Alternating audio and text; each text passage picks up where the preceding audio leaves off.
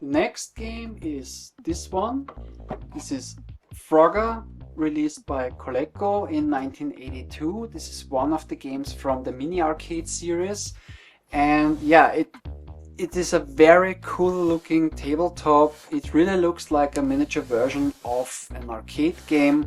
This is one of the games that was released, like I said, from the mini arcade series. Coleco released other games like Saxon, then Pac-Man, Donkey Kong, Miss Pac-Man and Galaxian, and also actually Donkey Kong Jr., which is basically the same game and also the same tabletop as the Donkey Kong Jr. from the Nintendo tabletop.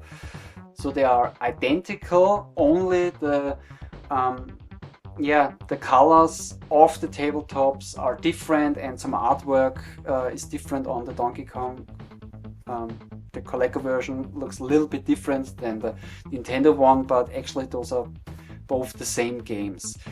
Basically, from the gameplay, you play a little frog that tries to cross a street, and then he also tries to cross a river, and on the top of the screen you have some free spaces, and you have to make it with all your frogs to the top of the screen and place every frog to one of the free spots.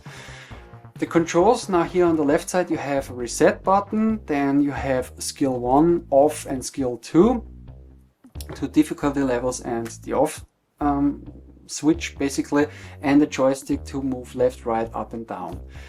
The game uses or needs 4 C batteries, and it's also pretty cool because here you have this hole / this opening on the back of the battery cover, and this was used for the unique Coleco power supply, because Coleco released a power supply just for those games that was more or less shaped like 4 C batteries, exactly like you would place them right into the tabletop, and from one of those batteries there was a wire that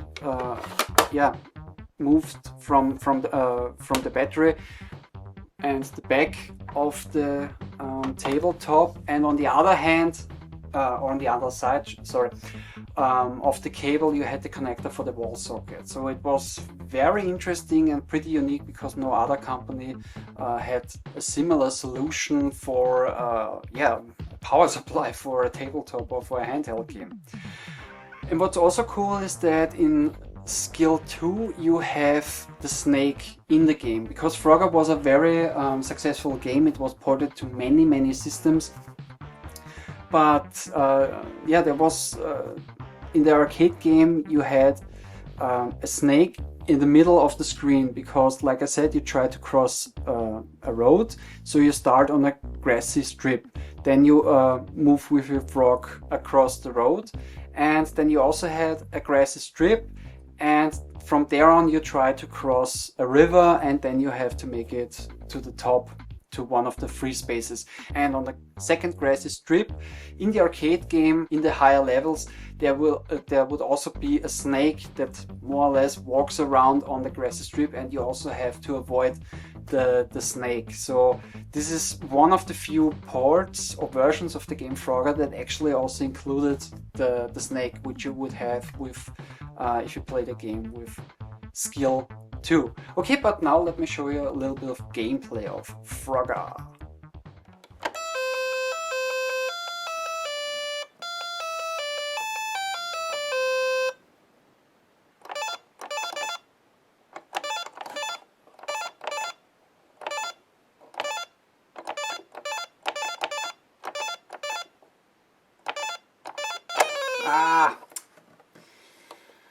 Okay, too hasty. And again. And one. Save.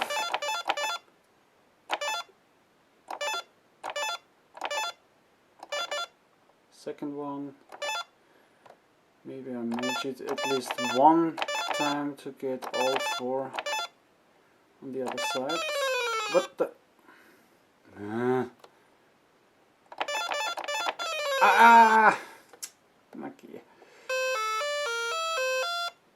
Okay, I didn't manage it. But yeah, in the end, this was basically Frogger from Coleco.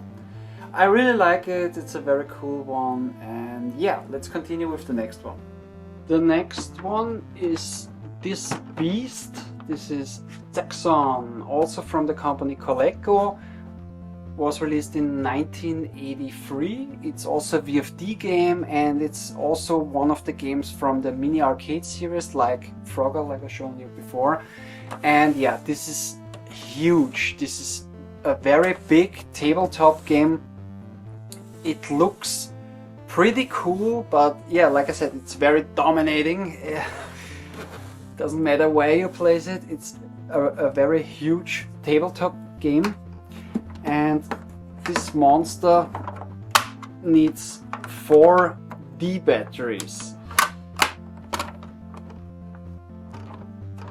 And from the controls, or is there... From the controls you have, this is also actually pretty cool because it's for left and right handers.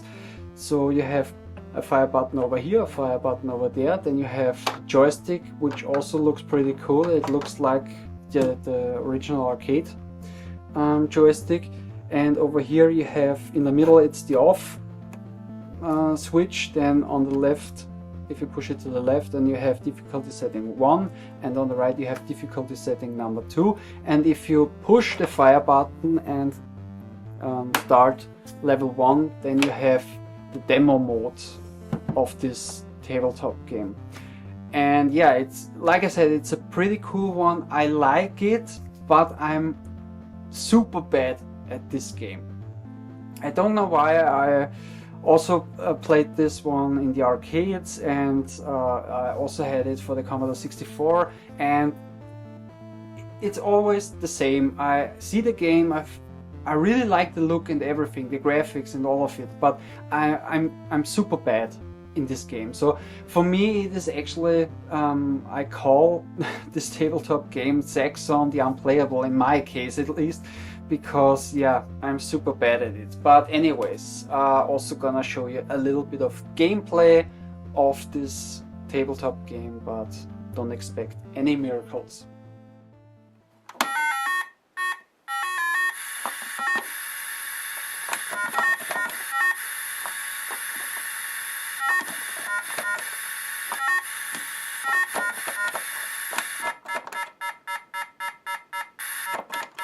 Nah. Yeah, like I said, I'm really pretty bad at this game.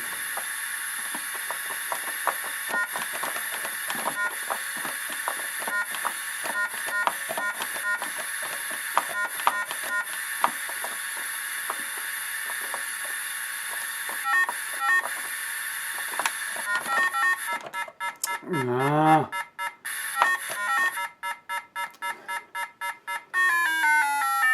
Yeah. 22 points. Amazing. Okay, I'm gonna retry it one more time, but in the end, yeah, I really suck at this game. This is amazing. Nah.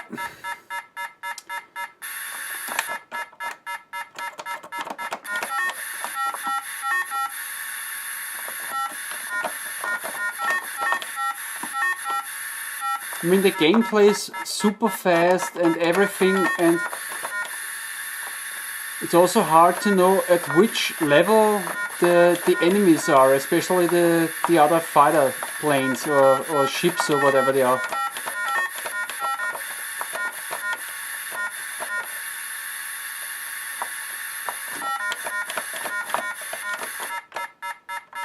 Yeah, and they lost their life again for actually... Okay, I guess it was the other, the enemy plane or enemy ship. So yeah, as you have seen or noticed, I am very bad at this game. I already mentioned it before, and that's the reason why I call it Saxon the Unplayable, because I actually can't really play this game. It's super fast, and yeah, but it's actually, it is a cool game, so I don't blame the game, I blame myself that I'm not that good at this game. Okay, but now we continue with the next one. The next one is this here. Racing Turbo, released by Tommy in the year 1983. And this is also an electromechanical game. This is of course the box of the game.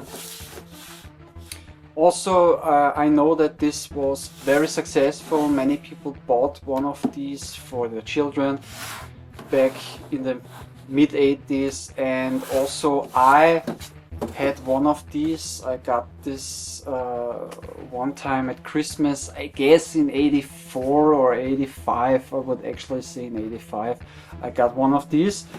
And yeah, and this is the actual unit. Here on the left side you have the steering wheel, then you have the ignition to turn on the game. Right next to it you have the reset button, then your gear levels, / you have a 4-gear transmission, the rev counter, the speedometer, then this is of course the fuel gauge, and down below you have the trip meter, I guess it's called trip counter, sorry. So this is actually the high score in the game, and over here this is the turbocharger display. Yeah, what's interesting about this game is that basically you have to make as many points / miles or kilometers, whatever, with one fuel tank. It's very cute because if you change the gears, so now we're at neutral, then gear 1 you have 20 miles per hour, the rev counter goes up. Second gear, the turbocharger kicks in, the rev counter goes even up more than 40 miles per hour. Then yeah, this is one thing that can happen with mine. It's not in the best condition. So now in the third gear you have 60 miles per hour and the rev count is almost at maximum, and with the fourth gear we are at 100 miles per hour and the rev count is full. I know 100 miles per hour for a Porsche is actually pretty weak. Only very old Porsche cars had 100 miles per hour for their maximum speed, but those were in the 50s or whatever, or in the 40s. And yeah, but it's a very cute one actually. This was really one that I would also say this was a real kid's toy. And like I mentioned before, I also had this one back in the day, and they also came with decals like this one over here, then the Porsche sign, then also the headlights and the blinkers, and also over here the license plate. So for some kind of reason they also included those kind of extra entertainment before you actually play with the game. In the end, before I even show you the game, I have to say today, and if I would see this for the first time, I mean from the standpoint of gameplay and fun and the goal actually of the game to get as many miles or kilometers or points as possible with one fuel tank is not really that exciting for me. I mean, it's more like a fuel consumption test, and when I show you the gameplay, it's also not really that you try to avoid other cars or anything. I mean, yes, you have to stay on the road, because if you go off the road, let's just turn it on. And this is also one that is very loud. In the end, if you are in the middle of the road, then it will continue to count the points, and if you get outside of the road or beside the road, then it will stop counting the points. So in the end, you only have to stay at the middle of the road. This is all you have to do.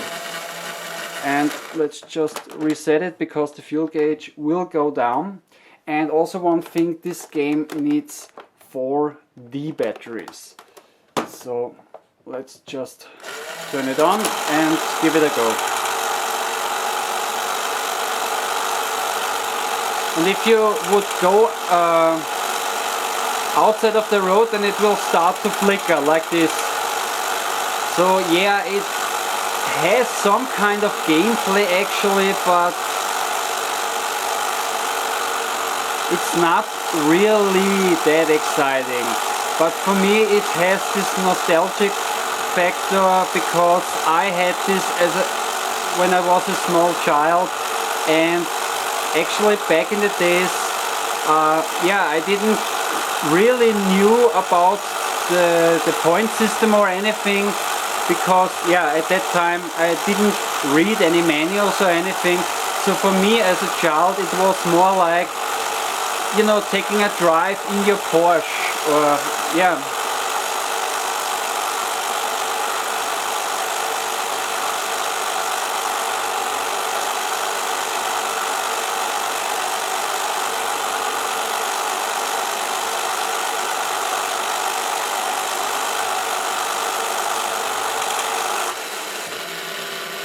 And that's it, and we have 79 points.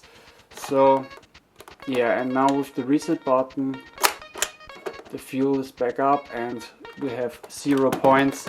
So like I said, I don't really see much potential or a very awesome gameplay or anything, and especially if you think about it, the target audience were kids, small kids, so in the end it's actually not that bad or anything. And for me also there is this nostalgic factor because I had this when I was a small child, so for me it's a cool one, but yeah, not really that recommendable actually. Okay, but now let's continue with the next one.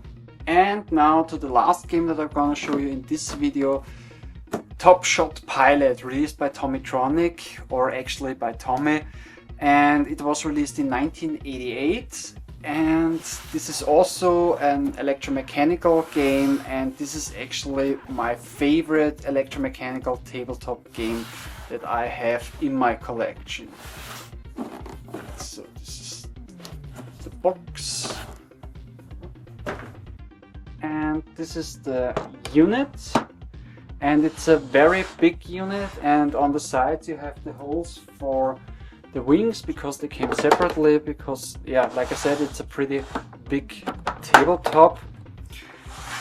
And basically it's a flying fighting game, let's call it like that. I mean, you fly around with this F-14 and you attack ground targets and air targets like other fighter jets and tanks and some cannons and whatever. And on the top left over here you have the fuel gauge, then on the top on the right here you have the hit counter, how many targets you have destroyed, and then you have this star, and the star will appear on the counter if you hit more than 34 targets, and this means you're best of the best. Then over here you have the reset button to reset the hit counter. Then you have your joystick, and yeah, if you turn it to the left then the plane will make a circle or turn around to the left, and if you pull the joystick to the right then it will make a turn to the right. This is one thing that I don't like about this tabletop game, that it spins around. It would be a lot cooler if it would just lean in one direction, but in the end, okay, it was mostly made for children, so in the end I can't really complain. And of course you have over here the on and off switch. In the if the switch is in the middle, then it's the off, then the game is off. If you put it down to on, then of course the game will turn on. And the last setting of the switch is fuel, and this is if you played the game, then because it works this way, that on the top in here there is a projection unit, and the game field is basically a plastic tape that will work its way through the projection unit. So like in the end with audio tapes or with videotapes, it's almost the same thing.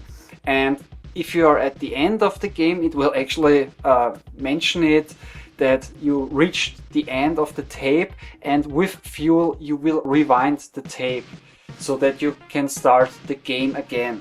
And also, like that game that I showed you before, this one also came with decals, and yeah, I actually have the original one, so there aren't any decals on them, so in the end you could place the decals for the cockpit in here if you wanted to, and yeah, all kinds of stuff in the end. But I'm actually glad that they are still on the sheet and not really on the tabletop itself. And this tabletop needs 4 C batteries.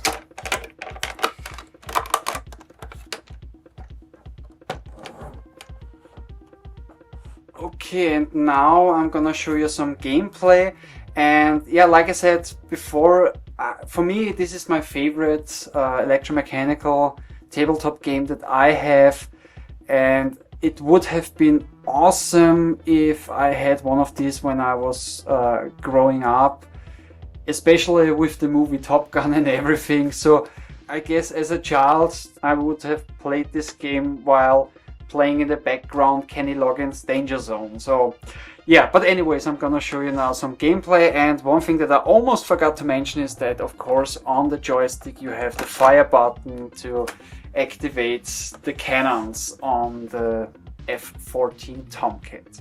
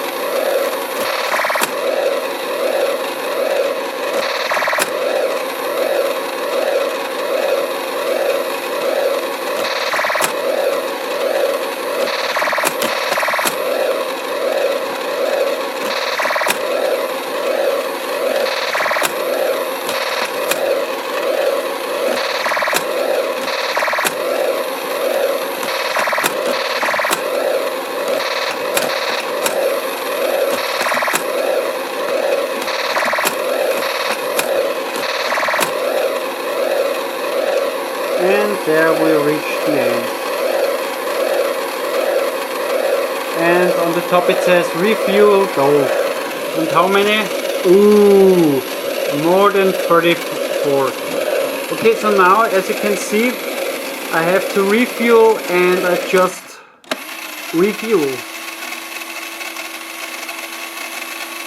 And now we rewind the tape.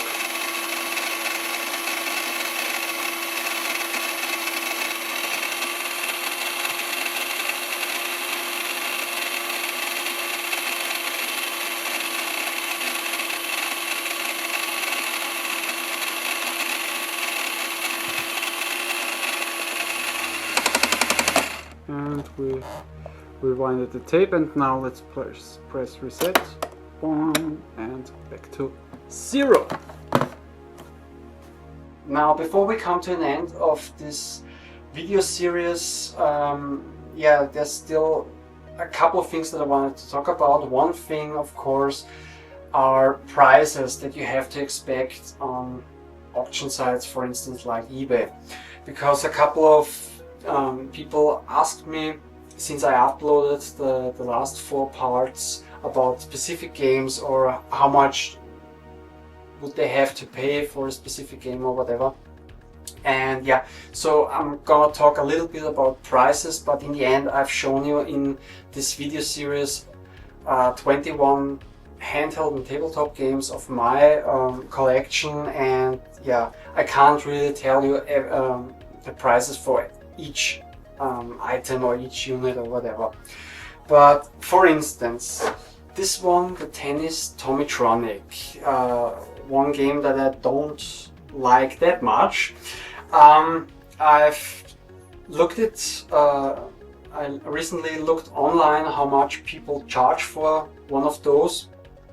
I actually can't tell you how much I paid for this one, because I bought it, I guess, about 6 or 7 years ago, and this one came in a bundle. So there were a couple of games and I bought a complete bundle, and yeah, I actually don't know how much I paid for this bundle and which games were actually in this.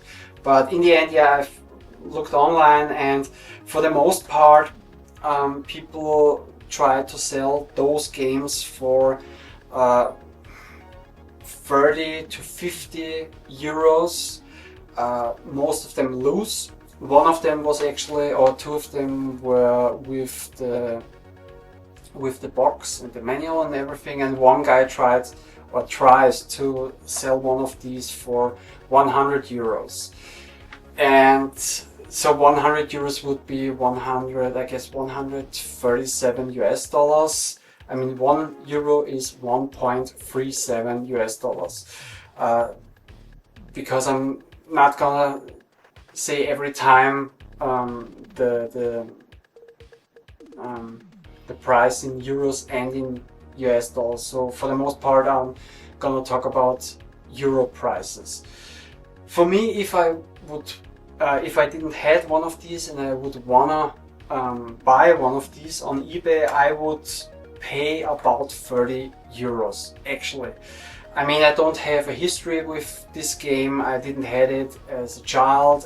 There's not much nostalgic value for me in this game, and also it's a sports game. I don't like that many sports games, handheld, tabletop, or on any video game system. There are a couple of games that I really like, but not that many. But in the end, yeah, I would estimate one of those between 30 to 50 euros. So let's say 50 to 70 US dollars, even with the original box and the manual. I mean, 70 US dollars slash 50 euros would be the highest that I would pay for this game. And with all the games and with prices, it depends on so many facts, there are so many things that you have to keep in mind because of the prices. I mean, the condition. Does it come with the original box, with the manual? Then does it work? This is a very big factor. Then which game? How rare is the game? How rare was it back then when they released this game? And yeah, also the name of the game. Is it a game from a big series, like for instance this one, the Zelda multi-screen? I mean, Zelda is a big name of a big series, and this is very collectible, and yeah, a lot of collectors will try to get one of these, and this is also one of those things that will yeah, increase the value slash increase the prices that you have to pay on eBay. A multi-screen game loose in okay condition with the original battery cover, 100% working, you can expect between 40 to 110 euros, so about 55 to 140 US dollars. with box, with manual, in mint condition, those games can reach prices up to 350 euros slash 450 to 500 US dollars. But it doesn't necessarily mean that if people ask for those prices that they actually gonna sell those games for those prices. So also keep that in mind. Just because like for instance you wanna sell one of those games in mint condition, like for instance if I wanted to sell this one, the Nintendo Game & Watch Oil Panic, which is in almost mint condition, and if I wouldn't have any idea how much I would charge for this game, and I look online and I see a couple of those on eBay for instance, and everybody asks 300-400 US dollars or 200 or 300 euros, then I would expect, hey, this is really worth that much. But yeah, I mean, Oil Panic, this one that I have in this condition, I paid in the year 2002 for this game in a second-hand video game store. I paid 100 euros, so 140 US dollars. Back then, for me, it sounded like a lot of money, but it was, for me, it was worth it. It was one of the first, I guess it was the third game that I bought when I started collecting, and also when I started collecting video games. The first games that I collected were the Game & Watch games. Yeah, like I said, I paid 100 euros slash 140 US dollars, and today I've seen Oil Panic with the box, with everything in very good condition. Yeah, also at least you have to pay 100 euros slash 140 US dollars, and it can get up to about 300 euros slash 400 US dollars, 420. And I also paid 100 euros back in 2002 for this one, the panorama screen game Mario's Bombs Away.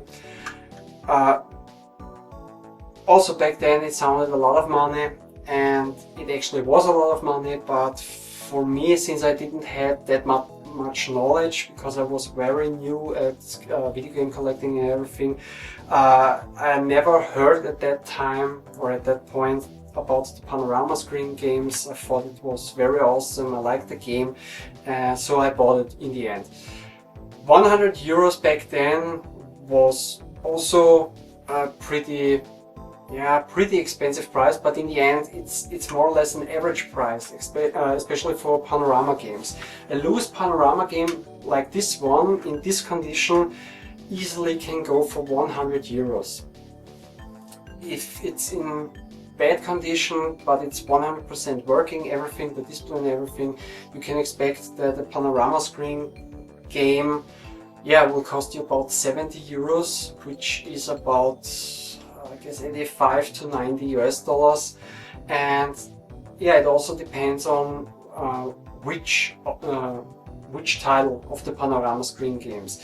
The Mario's Bombs Away is one of the more common one. Popeye, which I've also shown here in this video, is also more common than yeah, this one, the Snoopy one. This is not that common. It is also not pretty rare, but it's not as common as the other two. And for instance, a game which is very rare is one that is called Mickey Mouse, and the other one which is also extremely rare is Donkey Kong Circus. And just for Donkey Kong Circus, yeah, in working condition, loose, with the original battery cover, I guess for one of those in bad shape, you would, yeah, I guess you would have to pay about at least 150 euros slash, I guess this is about 200 US dollars. So, like I said, it's very hard to say how much you have to pay. It always depends on the title, the rarity, the condition, blah blah blah blah blah. Yeah, then also one last example that I'm gonna give is one of those, the Coleco mini arcade games, like for instance the Frogger one that I've shown you in this video, or in this video series. I've paid for the Frogger about 60 or 65 euros, and this was around, I guess, 80 US dollars. But what increases also this price is, of course, that those games were released, as far as I know, only in North America, and I'm here in Austria and Europe, so the shipping will also cost you a lot of money, and also custom. We have to pay customs. So in the end, I've ended up for Frogger with shipping and with customs, and the actual price, I've ended up with a little bit more of 100 euros, so about 140 US dollars, which, yeah, in my opinion is an okay price. It's not cheap or anything, but it's an okay price, since people try to sell those mini arcade games from Coleco, yeah, between at least 70 US dollars / 50 euros, and they can also reach prices up to 200 200 US dollars, sorry, or 150 euros loose, not with the manual or box or anything. With box and everything, yeah, you can expect prices up to, yeah, 300 euros / 400 US dollars. But in the end, yeah, just because people ask for those prices doesn't necessarily mean that they're also gonna sell those games for those prices.